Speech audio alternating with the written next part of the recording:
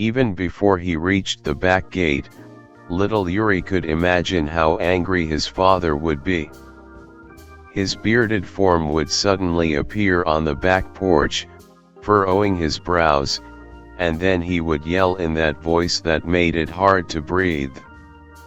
It was so often hard to breathe. Yuri deeply inhaled now, expanding his ribs. He removed his glasses and exhaled a foggy breath, giving them a wipe. Today I will be strong, Yuri decided. Today I'm finally going to do it. Swinging arms high above his head, Yuri marched across the lawn to the back gate. The latch was easy to lift, and the old cedar door was easy to open.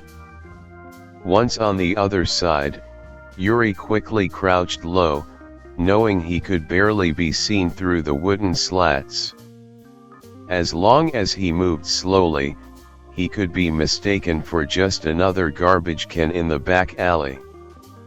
Yuri skulked towards the new recycler unit, feeling the thrill of getting away with his pretend bravery. He had wanted to see the forbidden machine ever since it had been installed. His father had received it as a fancy gift for knowing fancy people, and in a sense this was a mark of pride for Yuri. But it was also a mottled and confused pride, because sometimes Yuri's father would regret owning new things, no matter how nice, and his voice would become low and disappointed, like it often did around Yuri. It was as if all of father's things were only as valuable as they were distracting, Yuri thought. In the end, everything became a waste of time. But the boy was too young to brood, and this new machine looked fun. Yuri placed his hand on the smooth conical surface. It sort of resembled the pointed hat he had been given on his birthday.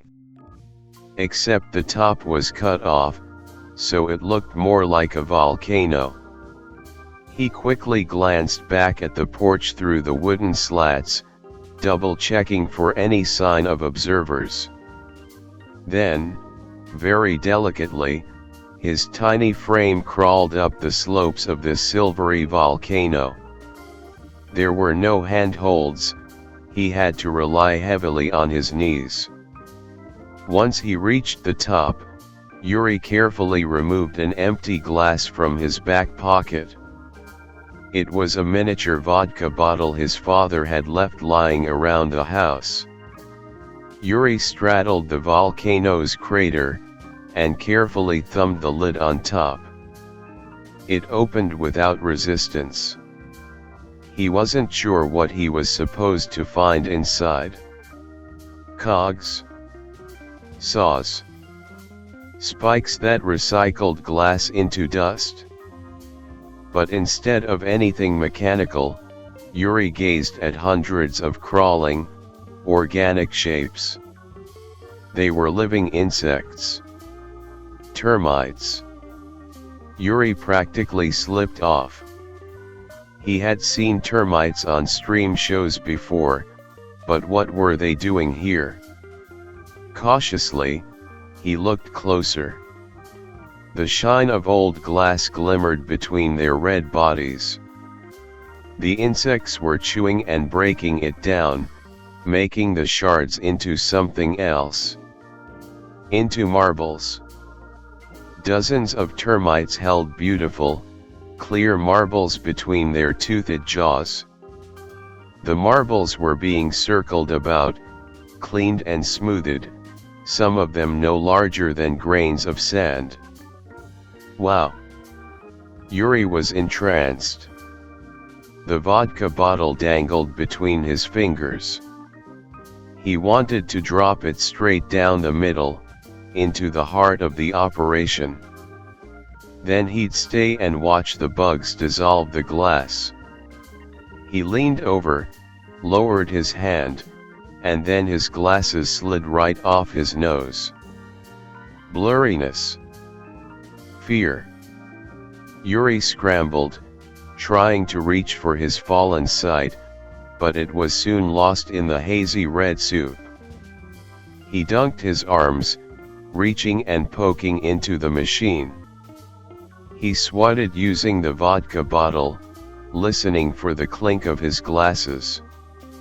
He heard nothing but the patter of tiny glass marbles. Desperation struck, and Yuri began to hit the sides of the recycler, resulting in a muffled cacophony.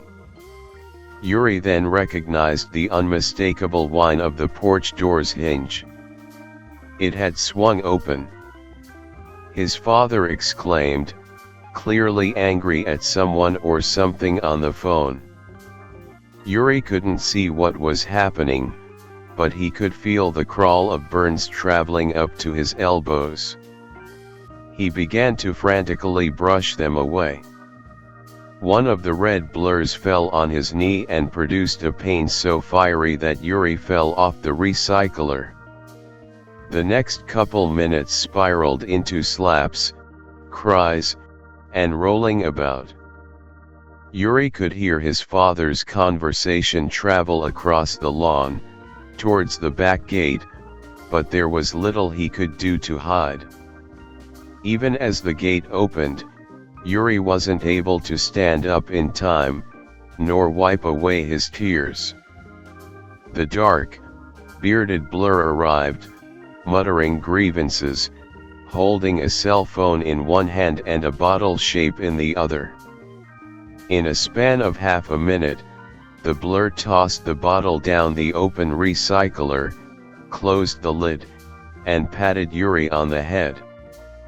Then it strolled back the way it came. No break in stride. No break in conversation. Yuri dried his eyes, sat cross-legged, and exhaled slowly. Although shallow at first, his breathing was quickly brought back under his control. He tried to determine what he was supposed to feel in this moment. Afraid? Ashamed? Would his father yell at him when he returned inside? Rising to his feet, Yuri felt his scalp where his father had patted him. It seemed just like with everything else, the recycler wasn't all that important, not anymore. His father had made such a fuss about keeping Yuri away from the machine, saying how it was the most valuable thing he owned, and now it just stood here among the other garbage cans.